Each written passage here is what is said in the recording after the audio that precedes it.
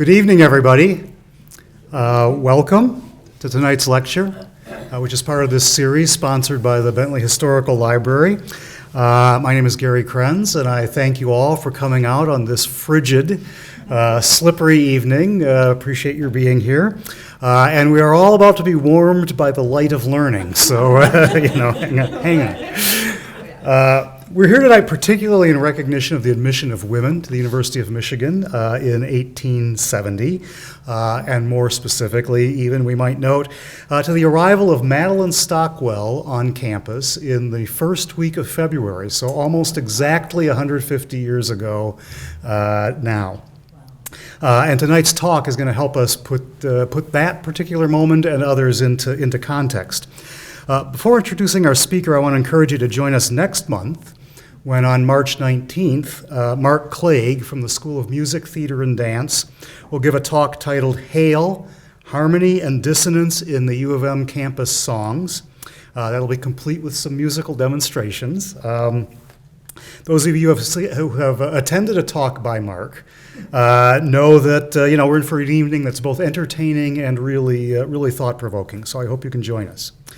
Now, for tonight's talk, we are delighted to have with us, all the way from the warmth of Central Texas, Baylor University, Andrea L. Turpin. She's Associate Professor of History at Baylor. Her first book, A New Moral Vision, explores how the entrance of women into U.S. colleges and universities shaped changing ideas about the moral and religious purposes of higher education in unexpected ways, and in turn profoundly shaped American culture. She conducted some of the research for that book, of course, at the Bentley Historical Library. The book has won 3 awards: the 2018 Biennial Linda Eisenman Prize from the History of Education Society for the best first book on the history of higher education, the 2017 Lilly Fellows Program Biennial Book Award for scholarship from any field related to religion and higher education, and the Baylor University's 2016 Guittard Book Award for Historical Scholarship. And I highly recommend it. It's really a great read. It's really fascinating and really a thoughtful analysis, so I highly recommend it. Her current project, which is tentatively called A Debate of Their Own, Educated Women in the Fundamentalist Modernist Controversy, looks at college-educated women as key players in the fundamentalist modernist debate that took place in American Protestantism in the early 20th century, and examines the split between theological and social liberals and conservatives, which many credit with giving birth to the modern culture wars. And if there's a U of M connection there, we'll have you back when that's done. So Andrea is co-chair of the Higher Education Affinity Group of the History of Education Society and serves on the Council of the American Society of Church History. She contributes to the group blog The Anxious Bench and tweets under @Andrea L. Turpin. Please join me in welcoming her for tonight's lecture.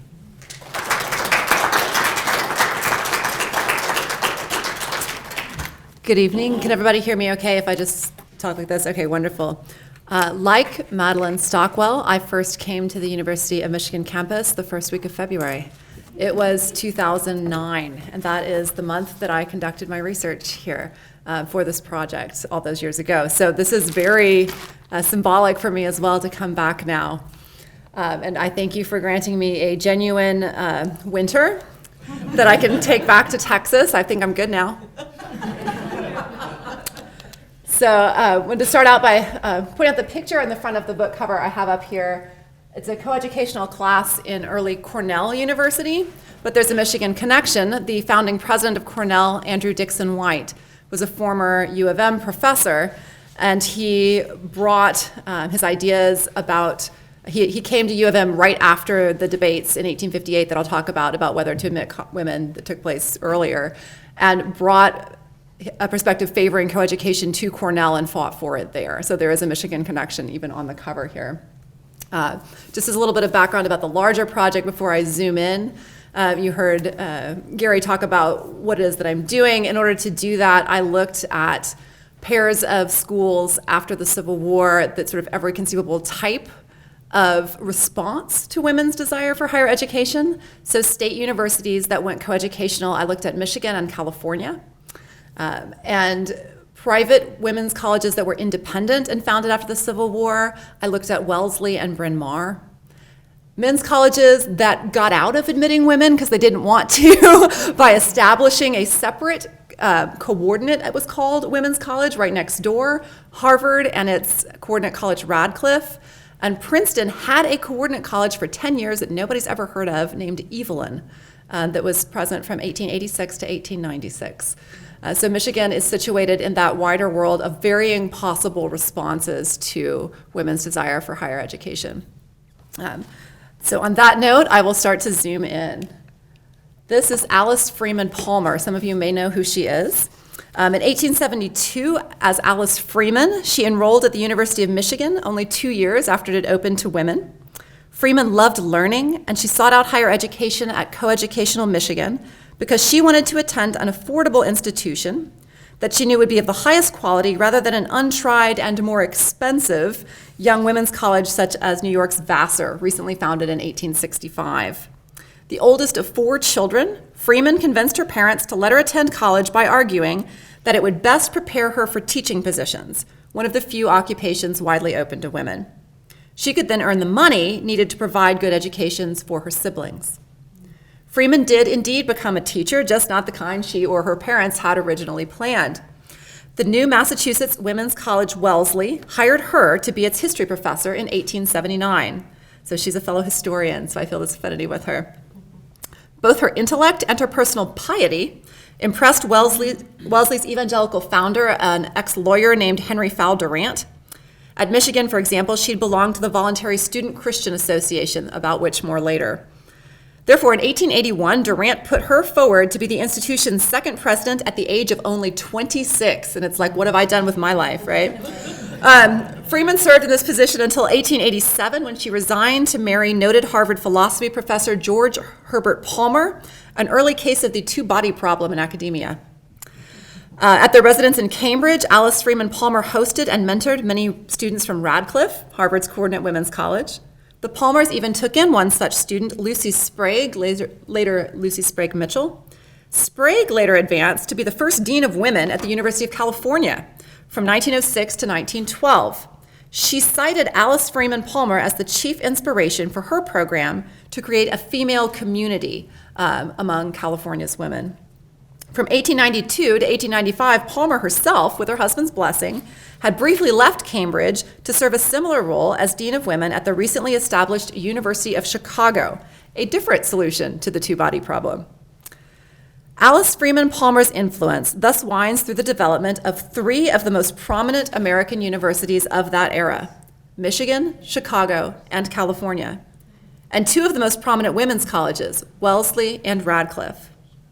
Through her husband, it arguably extended to Harvard as well. In other words, the advent of coeducation at Michigan mattered, right? It mattered a lot, and not only for American higher education, but also for American society. This was the era when college graduates were gaining increasing social influence. In 1870, less than 2% of Americans between the ages of 18 and 21 attended college. By 1900, that fraction had doubled to 4%, and it would double again to 8% by the 1920s. Yet even this rapid growth does not tell the whole story. College graduates held national leadership positions in business, government, education, and progressive reform movements, quite out of proportion to their numbers in the wider population. That women went to college and what messages they received there about how they ought to use their education, therefore had a tremendous impact on the nature of American society during the years the United States became the leading industrialized nation and stepped out into the world stage. Let's back up for a moment to explain what was going on here. We love to celebrate women's admission to higher education, but on one level, these events don't totally make sense to us because it's not clear to us why you wouldn't admit women to higher education, right? So it's not clear to us, therefore, what began to make people change their minds. So here's the quick and dirty version. College in colonial America and the early republic was for the elite leaders of society. Only 1% of Americans went to college, and they were all men. The curriculum was set and mostly the same everywhere. It consisted of a lot of ancient Greek and Latin, and mathematics and philosophy with some history and science and literature as well. This is, incidentally, why so many of the American founders were going around quoting ancient Romans all the time, right? They all had the same education. College existed to give students the concrete knowledge and the mental discipline necessary to be one of four things: a minister, a doctor, a lawyer, or just an educated gentleman who would often be the leader in local politics or business. It never occurred to anybody to admit women to college because they weren't going to do any of those things.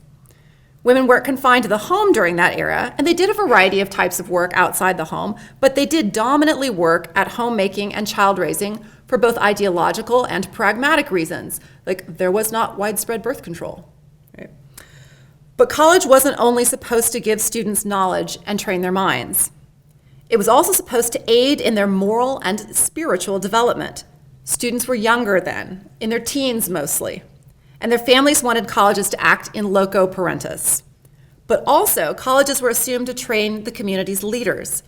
Everybody wanted the community's leaders to be moral, and most everybody assumed that religion was essential for morality. And by religion, most educational leaders meant Protestant Christianity. So in addition to classes, colleges had required chapel services and even courses presenting the evidence for Christianity. Stay with me here because this will be relevant to why different colleges did or did not end up admitting women.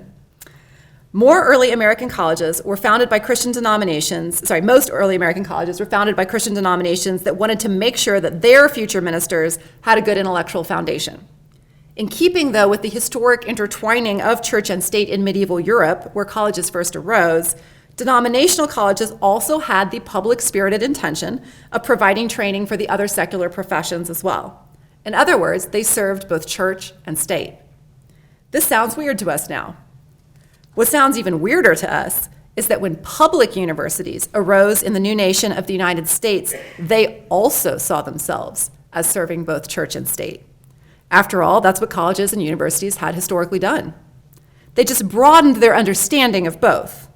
They trained students not just in one denomination's way of thinking, and for more life occupations than the original four. Here we need to understand that in the early republic, the disestablishment of religion meant that the government could not favor any one particular religious denomination. It did not mean that a state-sponsored institution should have no religious component. Leaders of public universities therefore believed that their obligation was to provide non-sectarian religion for their students. And you're like, what's that? Can you even do that? What state university administrators meant by that was a sort of generic Protestant Christianity, as distinct from, say, Methodism or Presbyterianism. Over time, with increasing immigration of Catholics and Jews to the United States, the religious component of a state university would be a form of Protestant Christianity that downplayed the distinctive aspects of Protestantism and played up the theism and the ethics that Catholics and Jews could agree on too. You can see this is a different solution than either total secularism or our more modern approach of genuine religious pluralism. It's sort of an attempt at a giant umbrella. Now you may be thinking that's all well and good, but what does this have to do with coeducation? It all comes down to what Americans thought colleges were for, right? How much should they serve the church? How much should they serve the state? And what did serving the church or the state even mean? Because the answer to that question determines who you educate and how you educate them. If serving the church meant only training ministers, and most churches didn't allow female ministers, it wouldn't make sense to admit women to college. If serving the state meant training voters, and women couldn't vote, it wouldn't make sense to admit women to college. But if serving the church meant preparing as many people as possible to communicate the Christian message as intelligently as possible, then it would make sense to admit women to college. And if serving the state meant educating as many people as possible to use their gifts as well as possible for the public good, then it would make sense to admit women to college. In other words, it made sense to admit women to college if you believed positive spiritual and social change came from the bottom up, from a lot of people communicating their religious beliefs and doing better work in a wide variety of useful occupations. It did not make sense to admit women if you believed positive spiritual and social change came from the top down, from ministers and leaders of government, or minimally from people eligible to participate in the political process directly. To be fair, by the middle of the 1800s, most Americans believed in some amount of higher education for women, just not truly collegiate education. Think upper high school to lower college in an era when high school was not required. They were known as academies or seminaries. This type of women's education really picked up between the American Revolution and the Civil War. One reason was what historians call Republican motherhood, the idea that you need all hands on deck to make this new American experiment work, right? And so women should help the nation succeed by teaching voting sons and brothers and husbands both virtue and civics. To do this, women in turn needed better education. Similarly, the expansion of public schools to further train new citizens to be intelligent voters was more cheaply staffed by women who could be paid less than men until 1963, right? And their teaching was seen as an extension of mothering, so it was okay socially.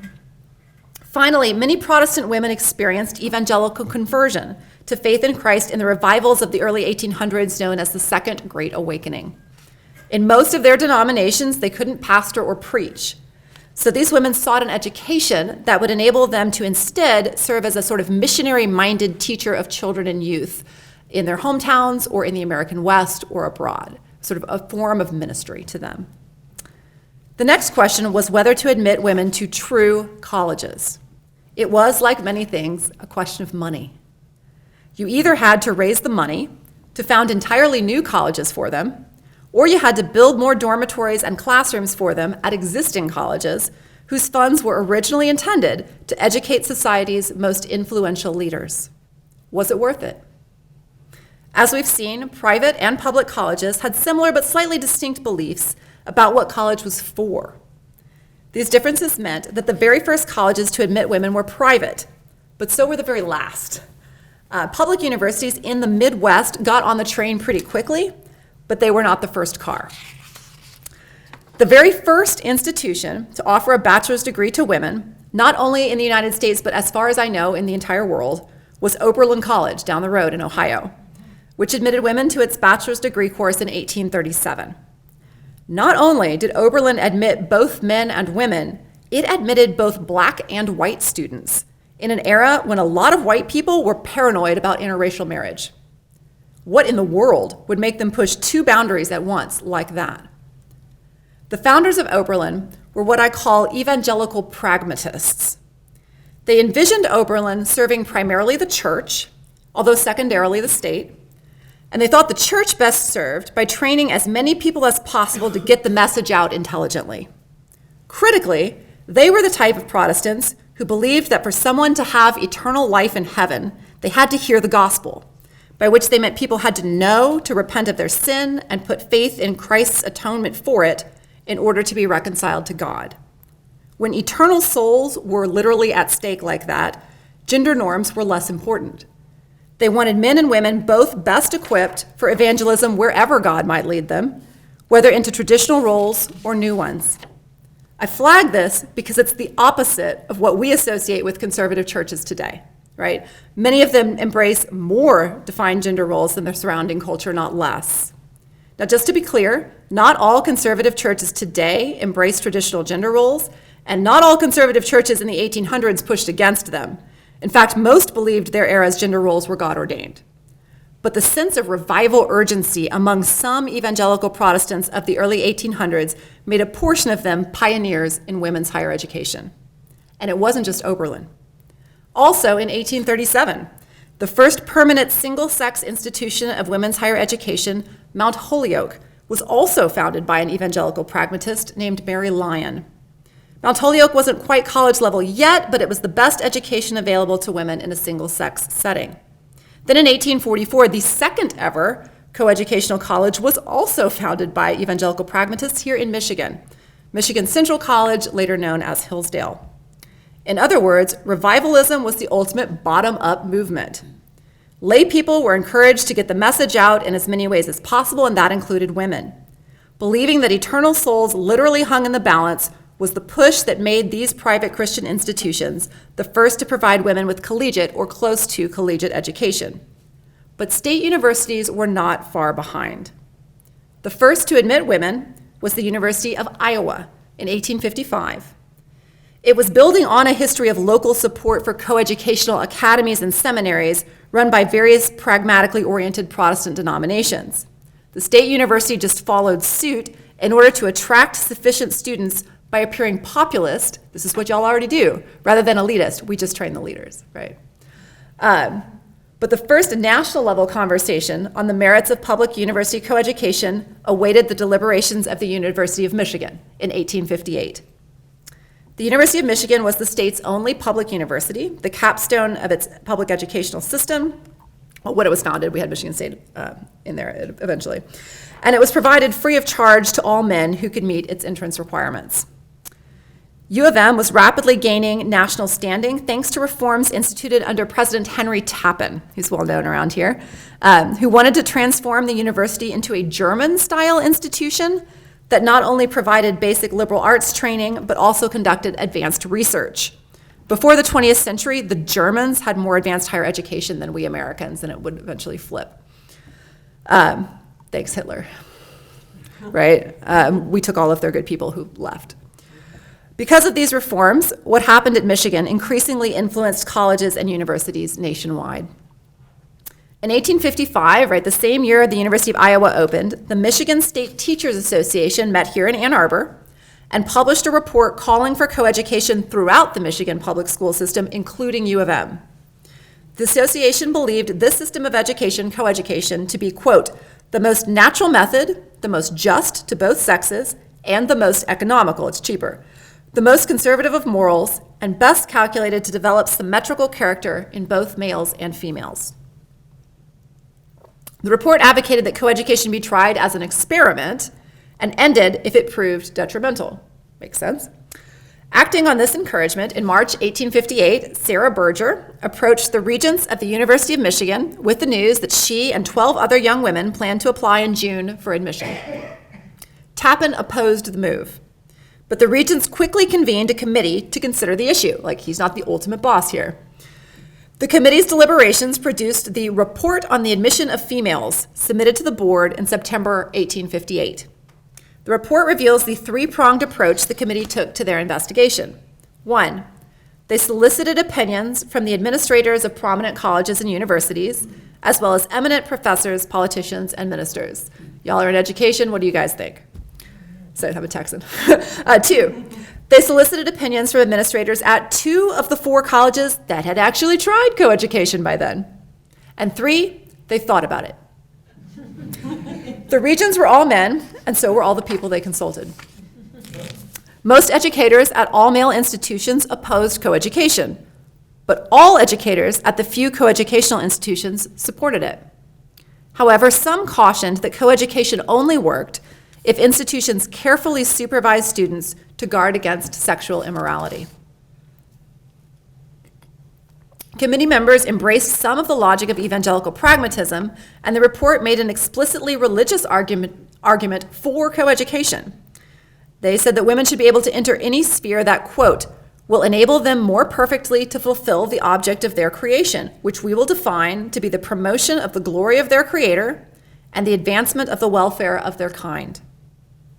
In the end, however, the committee dismissed coeducation as inexpedient at the University of Michigan in light of the perceived costs, logistical and hence also financial, of creating the system of supervision they thought necessary to integrating women responsibly, especially when educators remained so divided in opinion.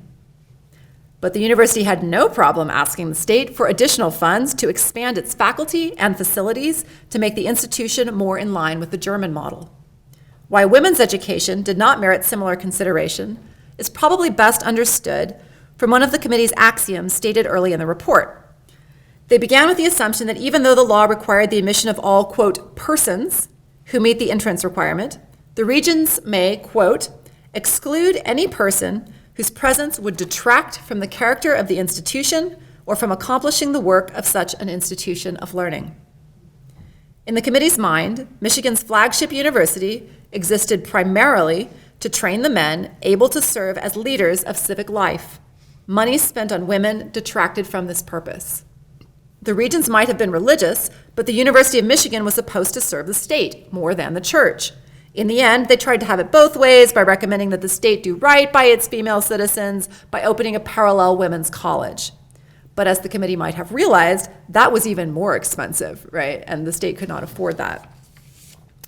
Just 2 years after the debate at Michigan, the Civil War drew the attention, so I'm leaving her up there because there aren't any women admitted yet.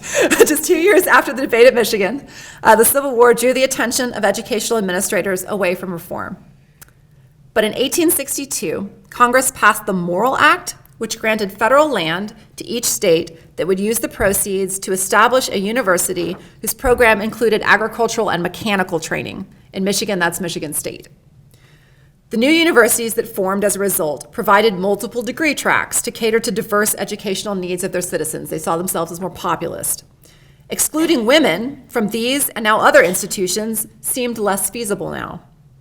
Besides, Western universities needed to attract sufficient numbers of students to remain viable. It's not a heavily populated area yet. And Westerners preferred to educate all their children, girls as well as boys, as close to home as possible, as cheaply as possible. Dams holding back the growing support for women's collegiate education burst all across the West. Kansas State went coeducational in 1863, Indiana University in 1867, Ohio University, and University of Kansas in 1869. Tappan's replacement as president, Erastus O'Haven, who was president from 1863 to 1869, had proved friendlier to the idea of incorporating women into the institution. He changed his mind partway through. And several prominent faculty members, some newly converted to the idea, had publicly championed coeducation. In 1867, the state legislature adopted a resolution spelling out what the electorate thought about how women related to the university's purpose. It read this, quote, "The high objects for which the University of Michigan was organized will never be fully attained until women are admitted to all its rights and privileges." Remember, the state legislature is all male. In January 1870, a new mix of regents then voted to defer to the will of the voters. Thus, 12 years after declining to admit women for fear of not providing them an adequate social environment, the university solved this problem by just admitting them anyway. The university's leaders had long believed Christian nations should support women's higher education, but that its own commitment lay first and foremost to the body politic, interpreted to mean the state's voting men. Once enough of that body demanded that the university also educate its daughters, the university simply complied without bothering to spend money on additional oversight. The social organization at the University of Michigan was therefore the opposite of the carefully constructed one at pioneering Oberlin, which had to be extremely careful to avoid any appearance of impropriety. At Michigan, no dormitories were provided for students and no rules governed their interactions with one another. Male and female students both had to find room and board in the town, and they were left entirely to their own devices as to how they would choose to associate with one another. That's way more radical than in the 1950s in the United States. Male and female, yet coeducation at Michigan appeared to raise the level of student conduct just as it had at Oberlin. Things got better when you admitted women. No sexual scandal rocked the school, and a janitor reported a dramatic positive change in student behavior as they passed from class to class. Okay. Right after women were admitted, Michigan was fortunate to have back-to-back presidents. This is the original class that you can see integrated here, the class of 1872, and you heard about Madeline Stockwell. This is the pointer, not a pointer. She's right here in the center, the very first woman to come into the University of Michigan. So right after this happened, right after 1872, Michigan had back-to-back presidents, who strongly supported coeducation. The first, James Angell, served from 1871 to 1909. The second, Harry Hutchins, served from 1909 to 1920, the year of the 19th Amendment passing, guaranteeing American women the right to vote. Not only did these men support coeducation, they also publicly advanced a relatively sexless view of how college graduates could benefit society, and that was unusual. Angell was an evangelical Protestant, and his thinking had a lot of affinity with the evangelical pragmatists who founded Oberlin, Mount Holyoke, and Michigan Central College. But Angell embraced a version of this outlook suited to a specifically public university. Rather than argue that it was important to educate women to increase the number of people prepared to communicate Christianity of a particular type, He argued that extending college education to women served God by equipping as many people as possible for excellence in varied types of useful work. Together, educated men and women would bring about a more righteous and flourishing society. Angell further argued that coeducation was simultaneously the most Christian and the most democratic form of higher education, the best way to serve both the church and the state. And he believed that what was good for one was good for the other. Coeducation was good because it provided women immediate access to the higher education that would best equip them for service. Otherwise, they'd have to wait many decades until sufficient funds could be raised to duplicate all the current facilities for men. Angell asserted that U of M flourished because it provided education in keeping with divine principles of justice. The institution was popular with American students because it was truly democratic, by which he meant it made provision for both women and the poor, right? It was relatively, you had to pay expenses, but tuition was free if you could get in. In Angell's words, quote, "The power of public sentiment naturally looks with favor on universities that offer the best type of higher education in arts, in technology, and in the professions, almost without money and without price, to every young man and every young woman." Compare this statement to the words of the prophet Isaiah, promising unearned blessings to all who place their faith in God. This is KJV, King James Version, what Angell would have been reading. "Everyone that thirsteth, come ye to the waters, and he that hath no money, come, buy and eat. Yea, come, buy wine and milk without money and without price." By quoting this passage, Angell portrayed the low-cost, coeducational state university as a divine agent. Angell was a man of his time, and he assumed that most graduates would go into fields more traditional for their sex. But like the evangelical pragmatist, he believed God might do a new thing and lead graduates to use their education in non-traditional ways.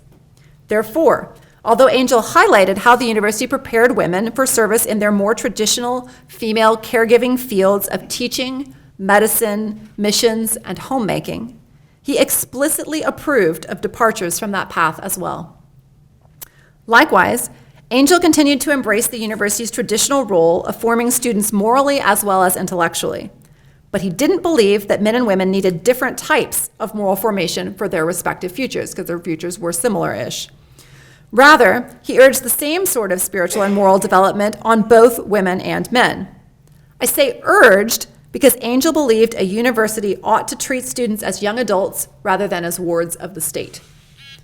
Consequently, I don't know why it keeps buzzing. Consequently, shortly after his arrival, he ended required chapel and also made most senior year courses elective, thereby abolishing the requirement that all students take a class in Evidences for Christianity. This is really interesting because Angell himself hoped students would convert. But he honored the mission of a state university that included students who were not evangelical Protestants or Protestants at all. And he also believed that, honestly, evangelism works better when you use a light touch. So Angell simply commended to students the voluntary chapel services, which he often preached at, and he was popular, and so people came, and voluntary student religious organizations in which students might hear the Christian message. God could be trusted to use this and other means to direct newly trained graduates, whether men or women, to serve according to divine purposes. Angell's successor, Harry Hutchins, was a different kind of Protestant. Evangelical Angell believed that getting right with God through conversion should be the top religious goal because that's how God gave a person a new heart, better able to love others. Hutchins, by contrast, was a modernist Protestant who believed that interpersonal and social ethics should be the primary focus of religion because that was what God ultimately wanted from humans, and doing it would automatically make you right with God. By the late 1800s and early 1900s, the time when women entered higher education in large numbers, the majority of university leaders believed more like Hutchins than like Angell. And this fact had a surprising impact on their vision for how to educate men and women. When, like Angell and the evangelical pragmatists, university leaders articulated personal identity of students, primarily in relationship to God, a set of divine priorities for human behavior believed to be revealed accurately in the Bible, could override some cultural assumptions about the proper roles of men and women.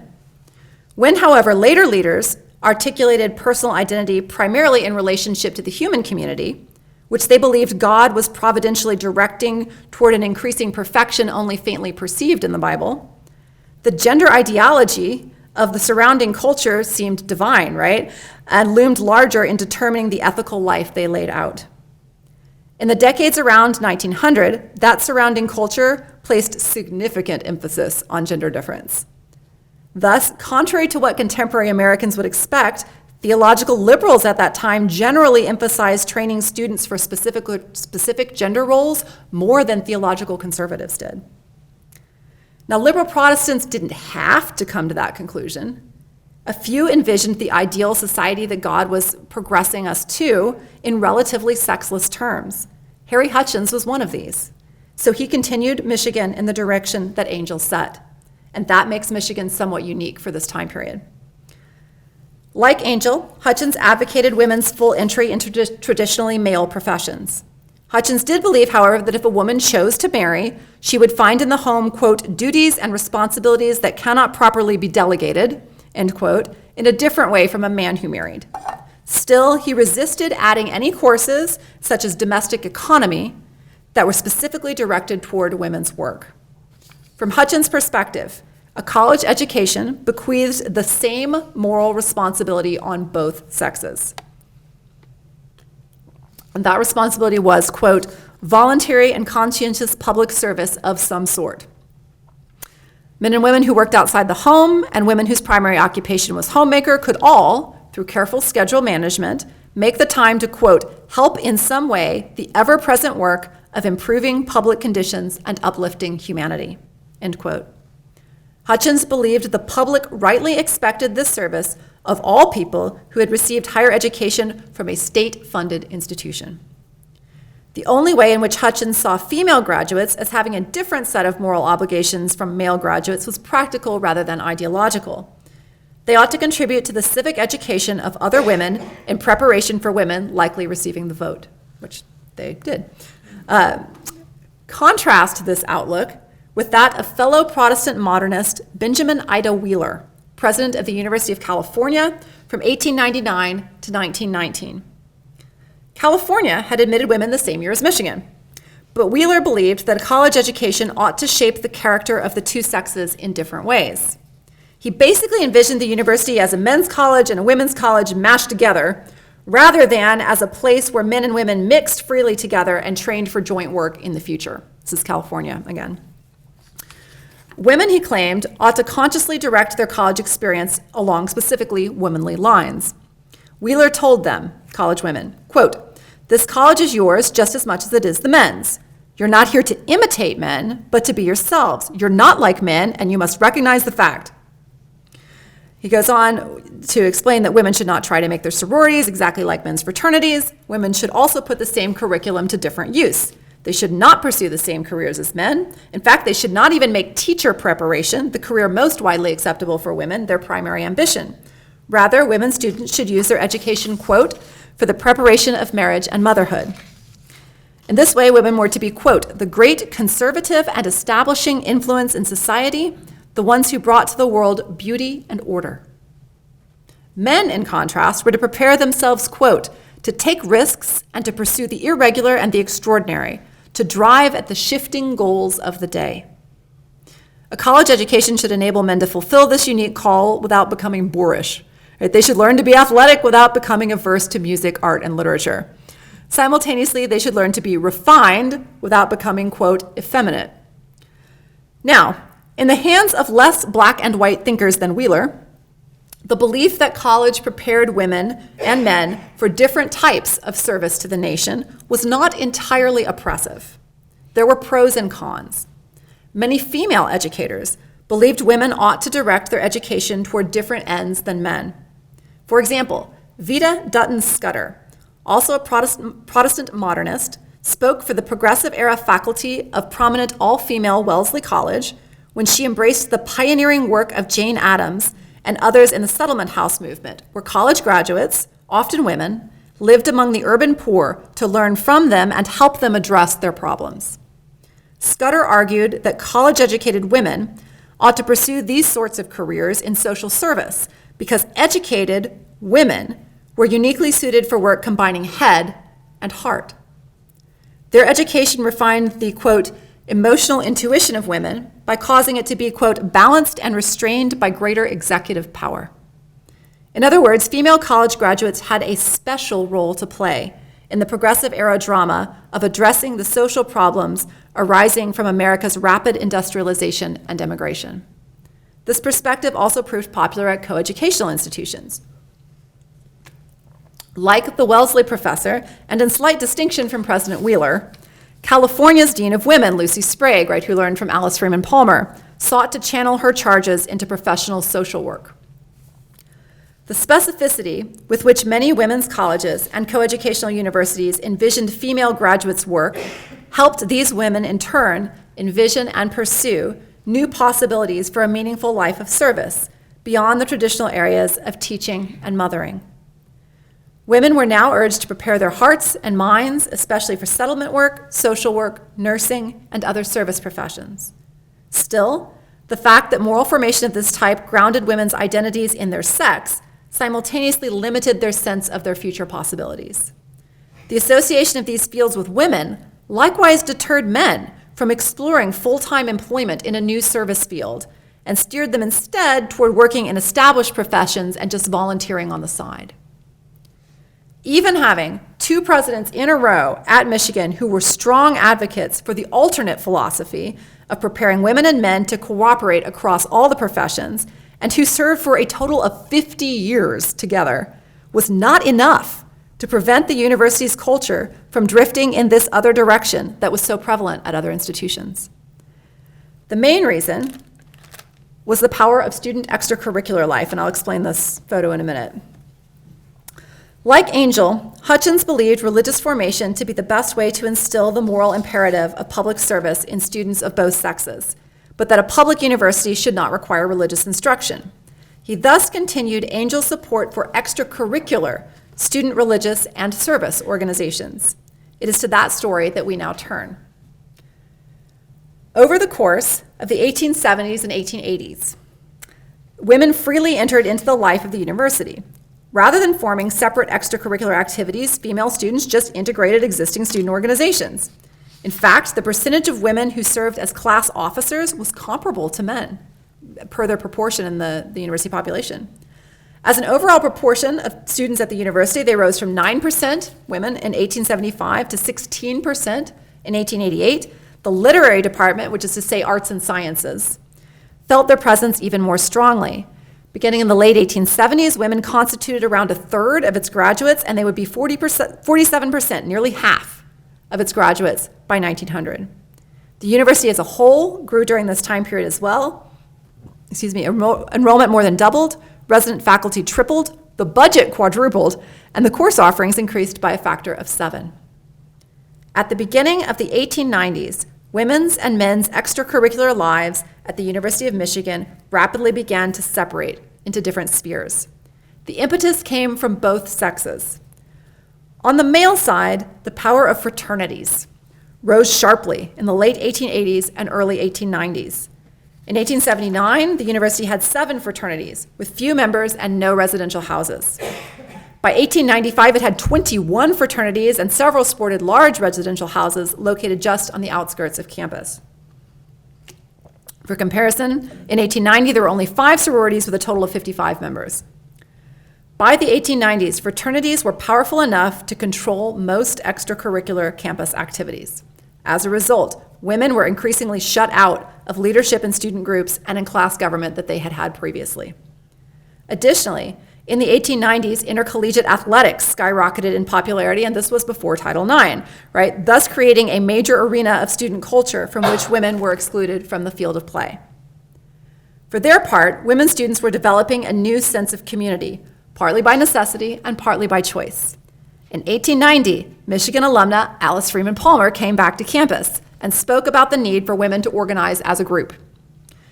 This was the time when many college alumnae, such as Palmer and her successors at Wellesley, were beginning to articulate the belief in a special world mission for college-educated women.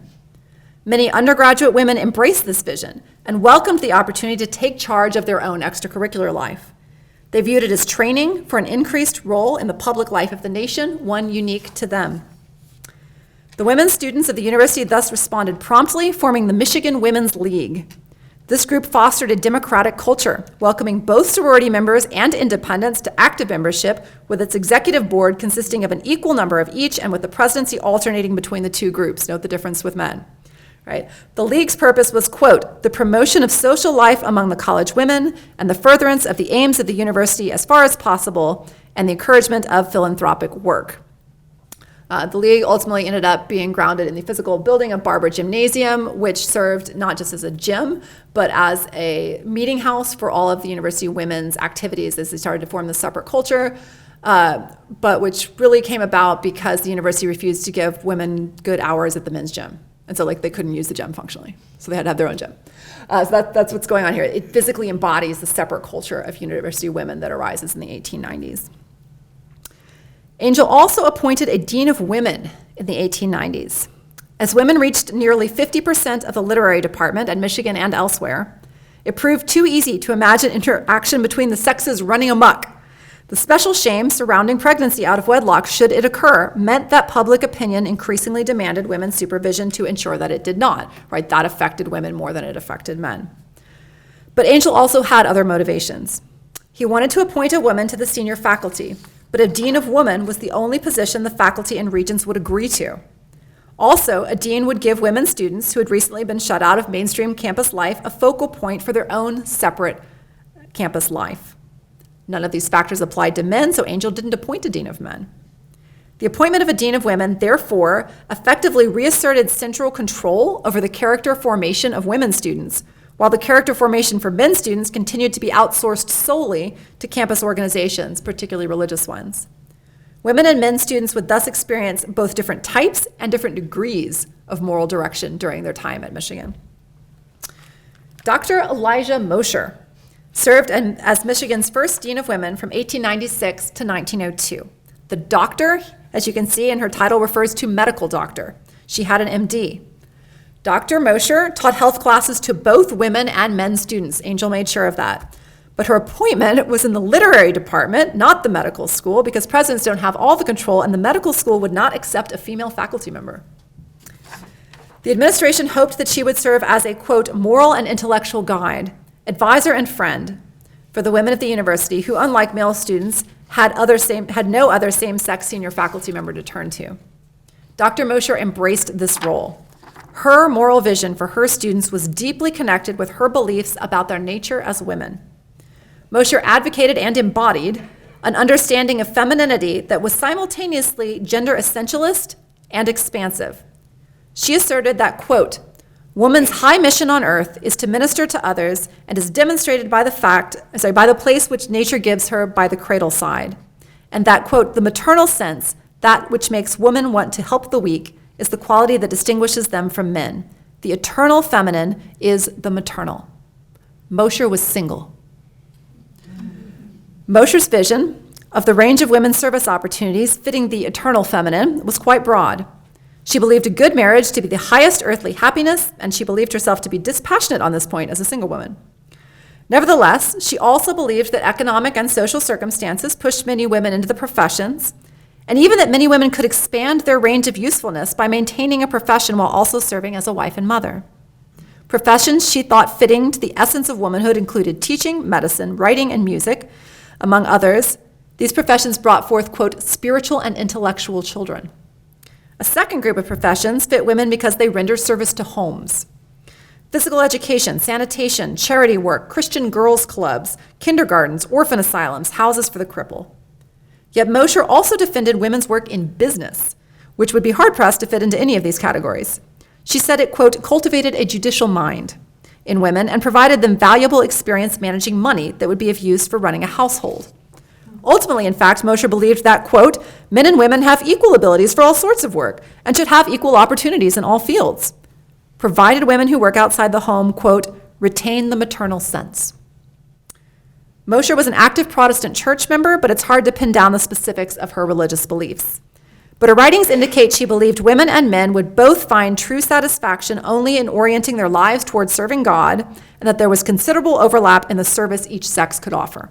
The sexes worked best together when both were well-educated, used to socializing together, so she favored coeducation, and able to appreciate the work of the other. In 1902, Myra Jordan succeeded Mosher as Dean of Women and would remain in the position through the end of World War I. Jordan's job description differed from Mosher's. Because of the growing sex segregation of campus life, the new dean's responsibilities were purely administrative rather than professorial. Thus, Jordan concerned herself primarily with students' immediate well-being, and as a result, she would move women's moral formation even further in the sex-specific direction of helping educated women find their unique place on campus and in the wider society. She also embraced the warden role that Mosher had rejected. For the first time, women students were required to contact the dean before securing housing, as it was also, for the first time, deemed inappropriate for men and women students to live in the same boarding houses, right? They had co-ed dorms in like the 1870s, functionally, and then not by the time you hit the 1900s. Like Mosher, Dean Jordan's moral vision for the university's women drew on gender essentialist ideals, but sought to expand women's future opportunities. Jordan believed women had a unique moral contribution to make to society, but unlike Mosher, she advocated technical courses to prepare women for the more feminized service vocations like nursing. She hoped this would lift women's vocational gaze beyond teaching and to give them a broader influence in the world. Jordan also suggested that part of women's influence would be that they better embodied the social ideals of the time than did men. In a possible dig at men's more hierarchical fraternity culture, Jordan noted that, quote, self-government, always a Michigan tradition, but sometimes only a form, had been realized, in fact, in undergraduate women's residences. The devotion of the residents had, quote, done much to make the dormitories centers of real democracy. After graduation, then, women in professions oriented towards serving the public good could lead the country to greater social morality by the power of example. But the real question is, what did students make of all this? As a window into the answer, I'd like to conclude by telling a few of my favorite stories about the University of Michigan. They involve how students themselves both embraced and rejected the culture of coeducation at Michigan in complex ways. They happened as students navigated its extracurricular life, particularly its student religious and service organizations. Note that this was the part of their college experience that administrators hoped would do the lion's share of forming both women and men into public-minded citizens. Here we need a little bit of background. When I say YMCA, you probably think of either the Village People song, like YMCA, or a gym, and rightly so. All right, but in the late 1880s and early 1900s, the Young Men's Christian Association was a major presence on college campuses across the nation. So was its sister organization, the Young Women's Christian Association, YWCA, that no one's ever heard of. They were originally founded to provide a good influence through safe housing and Bible studies to self-supporting young workers in cities who were away from home for the first time. And they soon expanded to doing the same thing for college students. The Ys, as they were known, provided students socialization, Bible study and worship, and opportunities for organized service to the community. They were trying to get students to embrace Protestant Christianity of a type they believed would be good for both students and the nation as a whole. To give them campus influence, both these organizations sought to make themselves indispensable to college life by offering services such as freshman orientation and housing and employment bureaus, none of which were as yet provided by the university administration. So administrators let them. The Ys succeeded in their goal. When I say they were a big deal, this is what I mean. At state universities, 20% of men and 50% of women belonged to the YMCA and the YWCA, respectively. Even more benefited from their services and participated in their activities. At private colleges, the percentages were often even higher.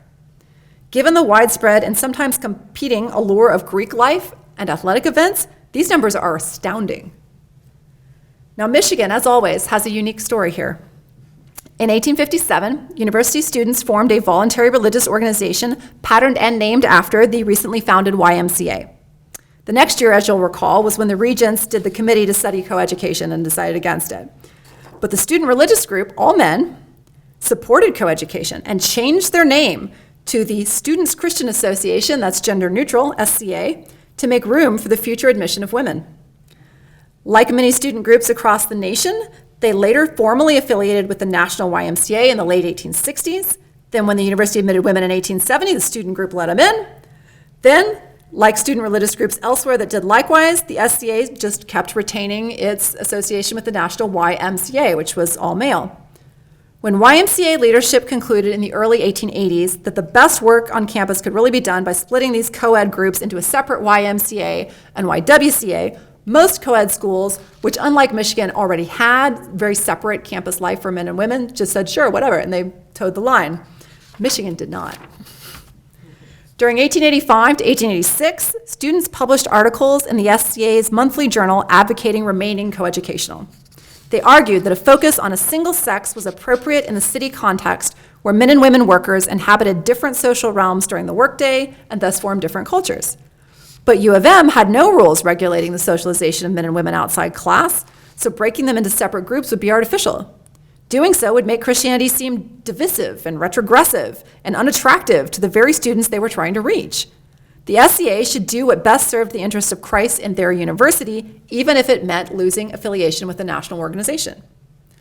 A few voices dissented. They noted that not all university activities were coeducational, and coeducation could be useful in the classroom and separation useful outside the classroom. Furthermore, creating a separate YWCA would actually provide more leadership opportunities for university women, and that was true. Women did serve in leadership in the current SCA, but always at the level of secretary or treasurer or committee chairperson, never president. At first, coeducationalists carried the day. The SCA's decision resulted in the YMCA kicking them out in 1886. Through a series of complicated events, however, in 1904, the SCA gave up on this plan and separated into a separate YMCA and YWCA. In part, this was to regain the benefits of affiliating with the national organizations that had a lot of money and offered these national retreats for college students that were really popular. And in part, this was because by 1904, there really were separate men's and women's cultures on campus, and it made more sense. The separation of the sexes in religious and service activities was now literally inscribed in stone. The SCA men left the SCA building to the YWCA. So the SCA had been meeting in Newberry Hall since the early 1890s, and then the men moved out, transferred this into a YWCA building, had temporary quarters pending building a new separate YMCA building. So they would literally be inscribed in stone separately. Though the sexes no longer worked as closely together under the restructured SCA, which was now an umbrella organization for the YMCA and the YWCA, men and women continued to participate in similar activities. At first, the YMCA had fewer social service opportunities than the previous SCA that was co-ed or the current YWCA that the women did, but by the 1910s, both Ys offered similar social, worship, and service opportunities. In other words, the newly separate YMCA and YWCA did not constitute discernibly different religious environments. Yet, as if to justify the existence of separate groups, both Ys, and honestly especially the men's group, began to talk about what they were doing in really sex-specific language. Listen to this. The purpose statement of the old SCA, the co-ed one, had been, quote, to unite the Christian students of the university in order to strengthen their own Christian life and extend the cause of Christ among their classmates. Okay. Now the YMCA claimed that, quote, the object of the association is to promote growth in Christian fellowship among its members and aggressive Christian work, especially by and for college men, to train them for Christian service and to lead them to devote their lives to Jesus Christ, not only in distinctly religious callings, but also in secular pursuits. Belying stereotypes about which sex is more verbose, the YWCA simply sought, quote, to develop strong Christian womanhood among the women students of the university. Yet work especially by and for college men, as compared to work designed to develop strong Christian womanhood, remained remarkably similar. And yet the rhetoric got even more extreme over time, as the groups got even more similar. The YMCA boasted of its weekly Sunday night meetings that, quote, the peculiar attraction of these gatherings is that they are for men only and speakers are secured with this in view. Its 1914-1915 report likewise asserted, quote, it's a non-coeducational organization. Its appeal is solely to men, hence always masculine. Meanwhile, the YWCA spelled out its purpose in more detail. The organization sought, quote, in every way possible to develop the strongest Christian womanhood in the girls of the university and to give them the highest ideals of service. You can hear that women's separate culture there. The leaders of both Ys thus effectively claimed that the same ideals of service produced entirely different results when instilled in different sexes in different contexts. While Dean Myra Jordan worked with the YWCA to carve out a vocational specialty for women in the service professions, the Michigan YMCA argued that the significance of its work lay in forming the moral outlook of the men who would be the nation's future leaders in government and the traditional professions. Indeed, as a men's association in a coeducational context, the Michigan YMCA made this claim even more boldly than did those in men's colleges. The first page of its 1914-1915 report listed the statistics for college graduates' disproportionate service in the national government. You may have heard this about Michigan. And then added that with respect to its own campus, quote, the University of Michigan had more of its graduates in Congress in Washington than any other American university. Notably, something women couldn't do across the nation for another 5 years. The report closed with a reminder that supporting the YMCA meant influencing the college men who would soon make the nation's laws, instruct the next generation, and enter the nation's home as physicians. If these facts were not enough to sell supporters on the importance of the association's single-sex work, it assured all parties concerned that its work, quote, is commanding increasingly the enthusiastic support of the most virile and influential men on campus because the tasks suggested are so real as to appeal mightily to every red-blooded man who has even the beginning of brotherly love in his heart. Actual quote from the archives. Specifically, in a brochure geared toward the men of the senior class, the YMCA urged upcoming graduates to devote their free time to serving their local social service and religious organizations, as they were already doing in college. Although the Women's Dean and the YWCA often urged women to take up social service work as a profession, the YMCA urged men to enter and influence the more prestigious and powerful professions and do social service work on the side. Final story. The tensions between all these competing coeducational and single-sex, local and national moral ideals on Michigan's campus are exemplified by a temporary furor over the campus YMCA in late 1911. A local minister charged that the Y was usurping the place of the churches by scheduling its meetings, as the YMCA, by scheduling its meetings at the same time as local church meetings for college students. This set off a snowball of criticism by faculty, students, and other local pastors, gleefully published by the student newspaper. The two main additional charges aired were, one, that the National YMCA had intruded itself and its foreign single-sex methods on the native coeducational student group that had more organically reflected Michigan campus culture. And two, that the new building the YMCA was proposing to build, remember they'd vacated Newberry Hall, would be in competition with the proposed new Michigan Union building. National YMCA policy encouraged constructing a building to serve as the hub of student social life in order to increase the Y's influence on campus.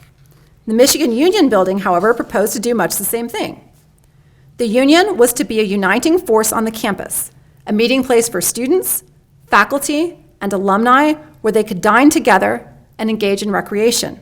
It was to be the physical embodiment of the spirit of local community loyalty to alma mater. It was to be limited to men. No one noticed the irony of pairing these two complaints. When the campus newspaper solicited student opinion on the YMCA, it interviewed what were known at the time as representative men, leaders in campus life. It's uncertain how representative they were, it's certain they were men. These men appreciated the fact that the YMCA had provided student services that the administration had not, but they argued that the YMCA should not continue to involve itself in these non-religious functions now that the Michigan Union could serve them better. These same men also waxed eloquent in their preference for the old coeducational SCA, but made it clear that their main concern was the all-male union building. The conflicting priorities evident in this controversy mirror the conflicting moral messages Michigan students received during this era. Both men and women heard from the university's presidents that their education fitted them for all vocations. Both men and women embraced the message that a state university education obligated them to give back to their community. Through the cooperation of the Dean of Women with the YWCA, women heard a clearer message about the sorts of civic participation for which educated women were especially suited. The YWCA And YMCA also gave competing interpretations of social service, that it was an inherently feminine profession or an inherently masculine volunteer obligation. The combination of these different moral visions for what to do with a university education and the disparate opportunities available to women and men after graduation meant that after graduation, women and men would not continue to serve their communities in the same parallel ways that they did as undergrads. Many women would track into the service professions, such as teaching or social service careers, while many men would track into leadership positions in government or the more established professions. Nevertheless, the University of Michigan was large enough and complex enough, and its presidents progressive enough, that women and men there received more than average encouragement that maybe, just maybe, their joint university education might serve as a model to continue to cooperate across all kinds of useful professions, so as to make American society a little bit more just and a little bit more flourishing. Thank you.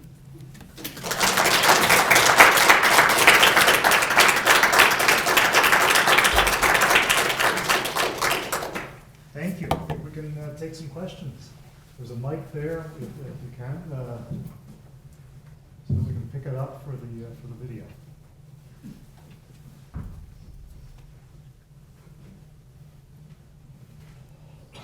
And you can ask about U of M or any of those other institutions, or just higher ed at the time in general. No, it's just, thank you. This is very, very rich, obviously. I went to Vassar as an undergrad and taught here for my career. Grew up in Grand Rapids, Michigan.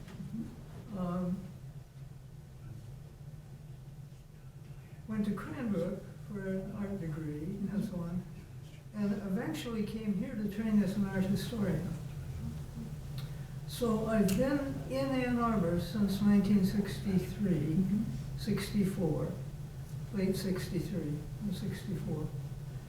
And by that time, I was here when Kennedy had to speak on the outside of the Union to give his speech to have people, because women weren't allowed inside.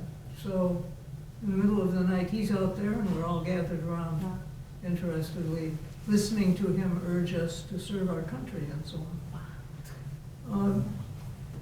You didn't mention that the League was formed because there was no place for women. So the League was the women's response to that. So thank you for reminding me to bring that back in. So the Women's League preceded the Union. It was formed first. The Union went up first.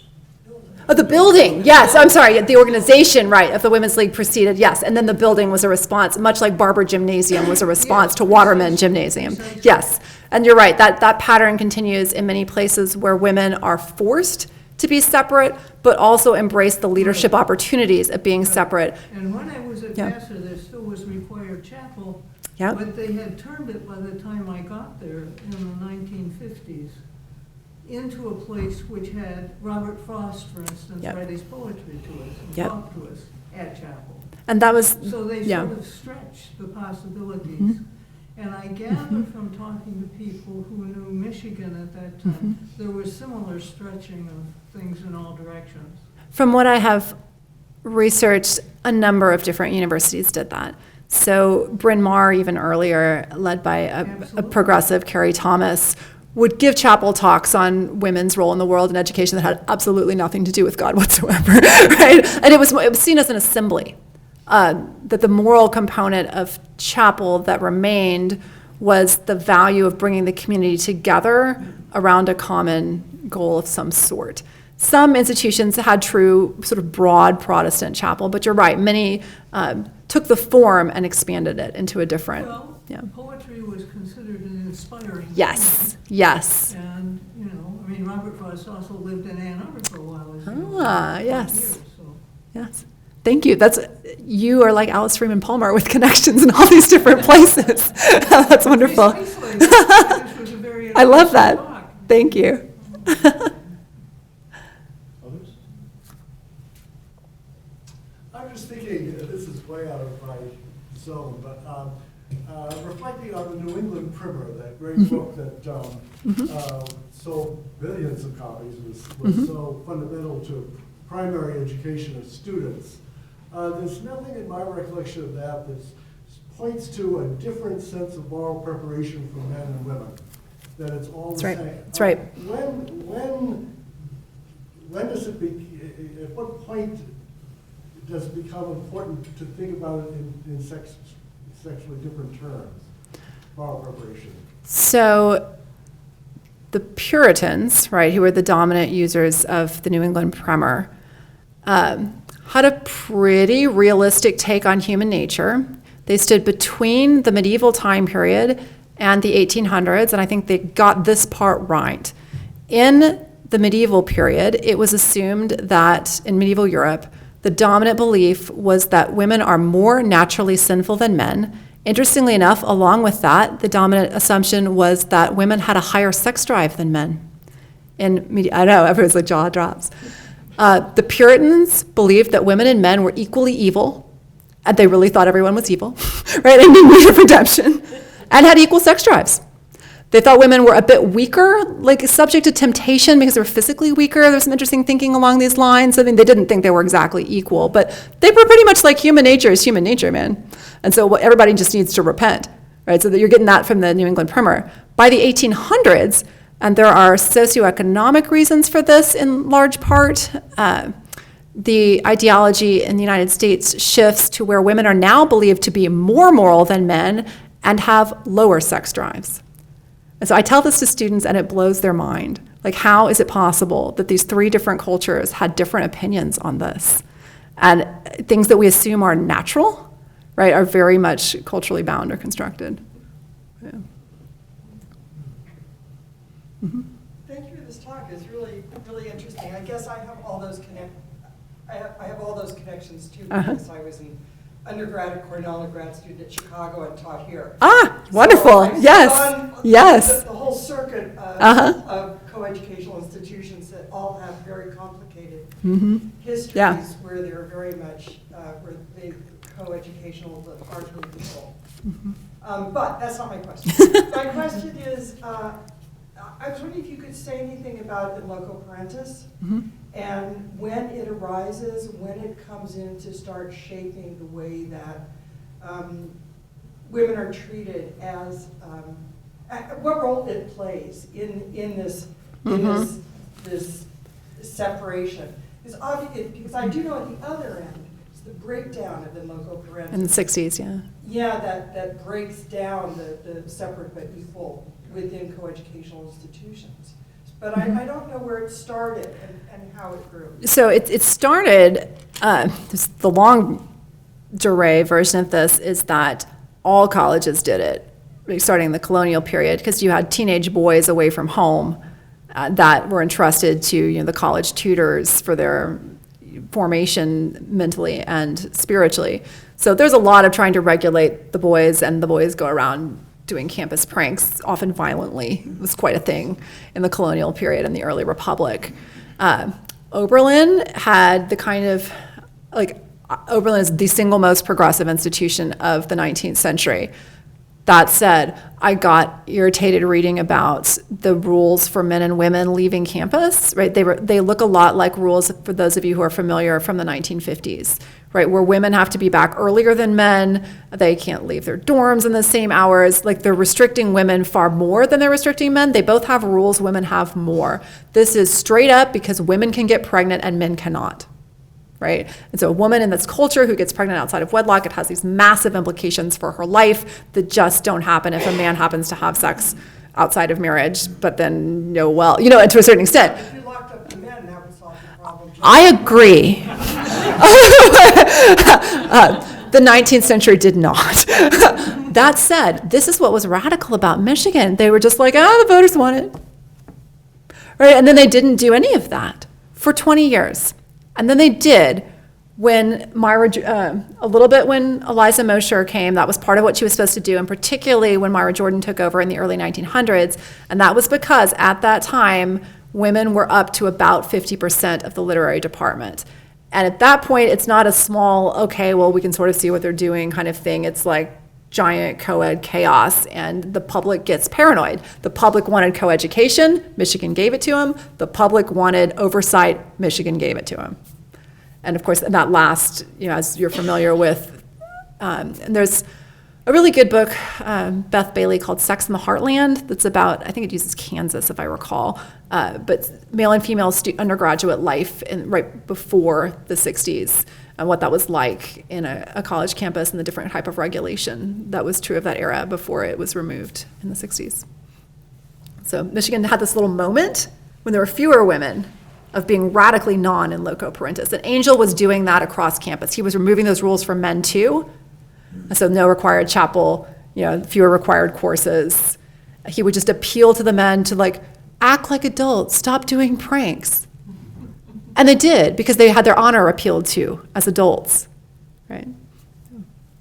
That's a great question.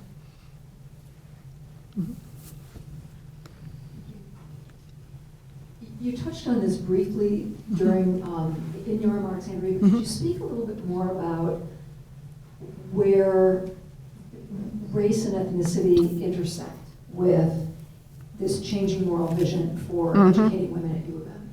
Okay, that's a great question. So U of M had a few black students before women were admitted. The earliest one was half black, half white, and passed as white in the 1850s. So it's unclear, how welcoming the campus would have been. The first female student, Mary Graham, black woman, matriculated in 1876. So there was a delay of 6 years after women were admitted before we had even one black woman come to campus. So Michigan was officially, truly open to all. There was even longer delay, though, before it admitted Asian American students, who admittedly there was immigration restrictions starting, in the early 1880s, which exacerbated that. So officially open, but actually happening in much smaller numbers than a place like Oberlin, which made it their thing, Oberlin was known for being biracial, and so it attracted, black students were still a smaller proportion, but it was known for it. Michigan was, truly open to all students. And something I should add, that I was reviewing my notes from the archives, this didn't make it into the book, but President Angell, early on in his presidency, made the point repeatedly that Michigan had no native students, and he wished it did, and wanted to make sure that the university, because it was on formerly owned native land, this is very progressive, like Canada is aware of this sort of thing, and they acknowledge First Peoples, First Nations, when we're doing things on the land. And he said, in gifting the land, they would want their children to be able to be educated, and so we want to make sure to remain open to native students. So it was something present in the philosophy, but it wasn't emphasized as much as coeducation and class. So race was there, but not as much as sex and class in emphasis, and not as well represented as at some other institutions. It wasn't because of that, I didn't focus in on that story, and there's a lot more to be told there. And there are probably some other people in this room who actually might be more experts on that. Ann Arbor was a stop on the Underground Railroad. The Quakers were very active here. Yes. So it was a very welcoming community. And there are a lot of houses in Ann Arbor that still have the hide holes underneath. Oh, that's so that have cool. been preserved. Or at least there were a lot when I was more, before they began redoing everything. Thank you, that's great. Yeah.